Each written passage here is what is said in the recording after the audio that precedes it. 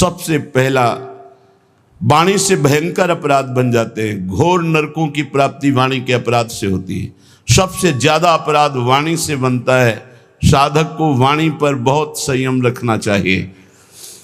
पहला साधन बताया अहित। अगर वाणी से ऐसा बोला कि किसी का अहित अमंगल हो, नहीं। असत्य, झूठ नहीं बोलना। देखो, यदि प्रेम प्राप्त करना है तो किसी का अहित हो ऐसा नहीं बोलना, और असत्य, झूठ नहीं बोलना। क्यों झूठ बोले? हम भगवत मार्ग के पति क्यों झूठ बोले? क्या लाभ मिल जाता है झूठ बोलने से? पर एक स्वभाव बन गया, झूठे ही लेना, झूठे ही देना, झूठे ही भोजन, झूठ चबेना। आओ, कहां से आ रहे हो? प्रसाद नहीं पाया है। जब नहीं पाया है तो स्पष्ट बोल दो, नहीं, पाने की इच्छा नहीं, अभी नहीं पाएंगे। पाया है, क्यों झूठ बोले? हर बात में झूठ नहीं, सत्य बोलना सीखो। यदि भगवत मार्ग में चलना चाहते हो, प्रेम प्राप्त करना चाहते हो, तो हमारे प्रभु सत्य नारायण है, सच्चिदानंद है, सत्य व्रतम, सत्य स्वरूप है वो। इसलिए वाणी से हमारी प्रार्थना है हर साधक से, झूठ बोलने का अभ्यास छोड़िए।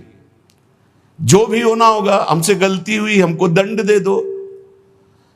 कितना दंड दोगे? मृत्यु से बढ़कर कोई दंड नहीं। हम मृत्यु को स्वीकार किए हुए भगवत मार्ग के पथिक है। हम झूठ क्यों बोले? झूठ नहीं बोलना, कपट भरे वचन नहीं बोलना, अहित, कटु, कड़ुए शब्द, परुख वचन, निंदायुक्त, किसी की निंदा नहीं, उद्वेग, बोला सामने वाले का हृदय जलने लगा, ऐसे वचन का त्याग करना है। पहला प्रेम प्राप्ति के लिए यह नियम है। वाणी एक अमोल है, जो कोई बोले जान, हे तराजू तौल के तब मुख बाहरान। सहसा मत बोलो, पहले वाणी को तौलो हृदय में विवेक के तराजू पर, ये जाकर दूसरे का हित मंगल करेगी कि नहीं करेगी। अगर हमारी वाणी पवित्र नहीं है तो हम उपासना के पहले ही सोपान पर फेल हो गए। जिस वाणी से हमें नाम मंत्र सिद्ध करना है, वो वाणी अशुद्ध नहीं होनी चाहिए, झूठ नहीं बोलना चाहिए, असत्य भाषण, अहितकारी, कटुवचन, परुख वचन, निंदायुक्त वचन और सांसारिक वार्ता, इसका त्याग कर दे। यदि प्रेम मार्ग में जाना है तो लीला भगवन नाम गुणों का गान करे नित सह अनुराग। वाणी को पावन करना है, भगवान के पावन नाम का जप, नाम का कीर्तन और लीला गुणों का गायन। जैसे श्रीमद् चतुरासी जी 42 लीला, श्रीमद् भागवत, जब हम लीलाएं गायन गाते हैं तो हमारे हृदय के सारे मोहमल का नाश हो जाता है, पाप का नाश करके एकदम हृदय निर्मल होने लगता है। सच्ची मानिए, भगवत चर्चा करते करते भगवान की झांकी आने लगती है। आप एकांत में कभी श्रीमद् भागवत पढ़िए, मनन कीजिए, रोना आ जाएगा। एकांत में चतुरासी जी को बार बार गाइए, झांकी आने लगेगी। जो पदों में लीला छुपी है वो प्रकाशित होने लगेगी। श्याम श्यामा प्रगट, प्रगट अक्षर निकट, प्रगट रस स्रवत अति मधुर बानी। सत्य बोलो, हितकर बोलो, दूसरों को सुख पहुंचाने वाली बात बोलो, भगवान नाम जप करो, भगवान नाम कीर्तन करो, भगवत लीला गुणगान करो। ये वाणी की तपस्या हो गई, ये वाणी की पावनता हो गई। और जो अपावन बात कही गई वो वाणी की त्याग दो। ग्राम्य कथा, लोक कथा, राजनीति की कथा, भोग कथा, ये सब छोड़ दे। किसी से किसी भी तरह का राग द्वेषात्मक वार्ता ना हो। वाणी पहला। अब दूसरा कह रहे हैं कि मन, बड़ा योगदान है साधना में मन का। विषयों में लगा हुआ मन शत्रु है और प्रभु के चरणारविंद में लगा हुआ मन मित्र है। मन प्रभु में लग गया तो विश्व विजयी हो गए। जिसका मन सावई मनः कृष्ण पदारविंदयो, प्रिया प्रीतम के चरणारविंद में जा रहा है मन, स्वाभाविक बहुत बहुत धन्यवाद। अनंत जन्मों की उसकी सुकृत फलीभूत हो गए, साधना फलीभूत हो गई कि जो विषयाकार मन था वो भगवदाकार हो गया। जो विषयों का अवलंबन लिए था वो नाम रूप लीला का अवलंबन लेकर प्रेम में डूबने लगा। मन से हमारी वृत्तियां काम की उत्पन्न होती हैं, काम में बाधा पड़े तो क्रोध आ जाती, पूर्ति हो तो लोभ हो जाता है, नाना प्रकार के दोष उत्पन्न होते हैं काम से। ये मन सदैव काम कामना वासना इसी में भ्रमण करता रहता है। काम कामना वासना मनते कर अति दूर, अति दूर इनका प्रवेश भी ना हो हमारे मन में, इन वेगों का परिहार कर दे। तो कैसे? जब निरंतर अंदर नाम चलाया जाता है ध्यान सहित। ध्यान दीजिए, वाणी को पवित्र करने का उपाय बताया गया। वाणी को अपवित्र कैसे किया जाता है वो बातें बताई गई, उनका त्याग कर दे। अब मन सबसे ज्यादा काम भोग का चिंतन करता है। उसकी कामना ही प्रधान वो वृत्ति है जो हमें संसार में फंसाती है।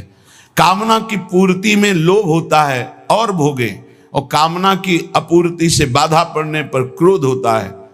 बड़े बड़े चाहे कोई भी हो, क्रोध आते ही मूढ़ता छा जाती है, मूढ़ता छाते ही स्मृति नष्ट हो जाती है, स्मृति नष्ट होते ही बुद्धि भ्रष्ट हो जाती है, बुद्धि भ्रष्ट होना ही सर्वनाश कहा गया है। ध्यायतो विषयान पुंसा संगास्तेषु उपजायते, संगात संजायते कामा, कामात् क्रोधो भिजायते, क्रोधात् भवति सम्मोहा, सम्मोहा स्मृति विभ्रमा, स्मृति भ्रंशात् बुद्धिनाशो, बुद्धिनाशात् प्रणश्यति, सर्वनाश हो जाता है। इसलिए विषयों का ध्यान ही ना हो पावे, विषयों का चिंतन ही ना हो पावे तो कैसे? अंदर ध्यान सहित नाम जप करो। यदि रूप का ध्यान हो रहा है तो ठीक है, नहीं तो नाम का ही ध्यान करो। जो नाम जप कर रहे हो उसी का ध्यान करो। राधा बार बार ध्यान करते हुए नाम जप करो। लीला भगवत गुण नामों का करे नित्य चिंतन अविकार। अविकार स्थिति प्राप्त करने के लिए, हृदय रूपी गुफा के अंधकार को दूर करने के लिए नाम का, प्रभु के रूप का, प्रभु की लीलाओं का चिंतन करें।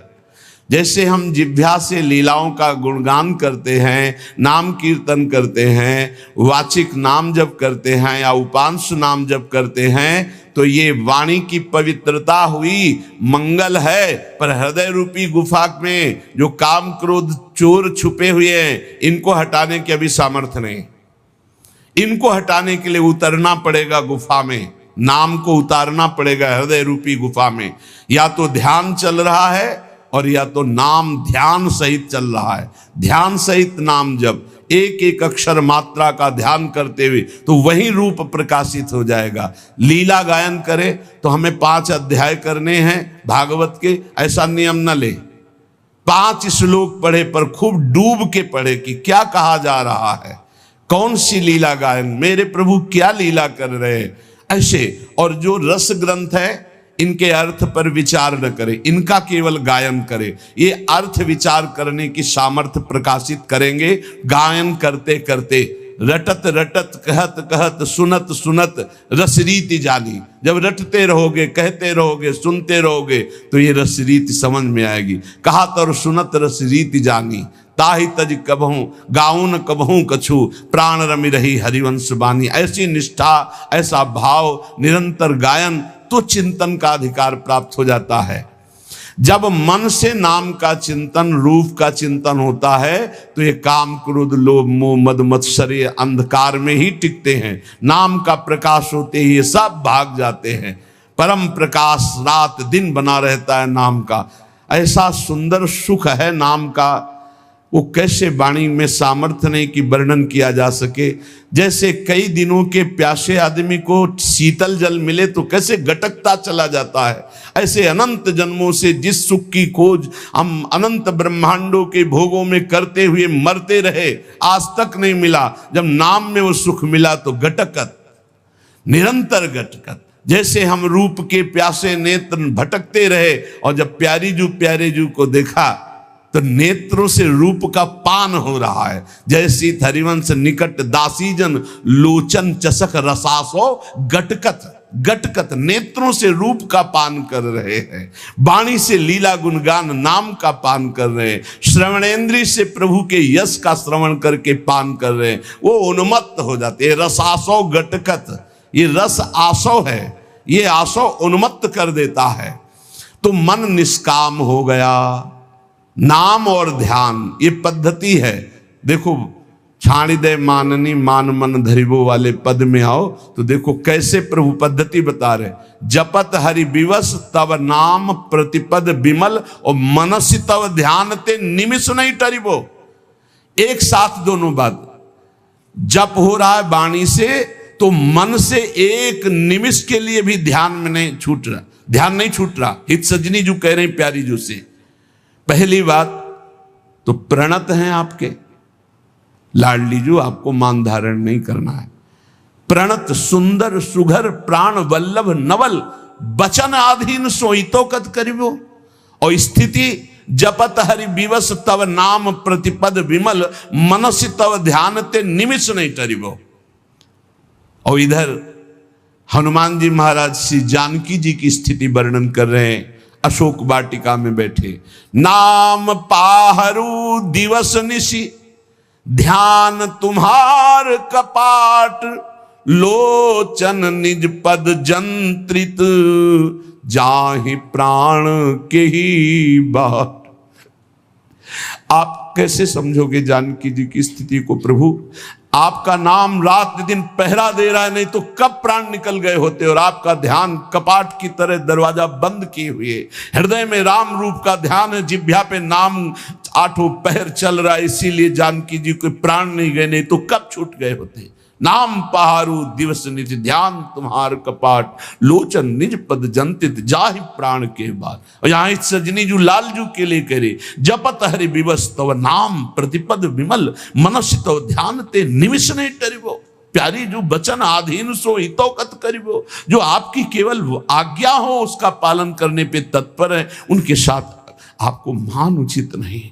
जब तक नाम हृदय में ध्यान नहीं किया जाता, रूप का ध्यान नहीं होता, तो बाहरी नाम जपते हुए भी हृदय में विकार आते रहते हैं, विकारों का खेल होता रहता है, इसीलिए प्रेम का प्रकाश नहीं होता। तो प्रेम प्रकाशित करने के लिए वाणी पावन और मन पावन।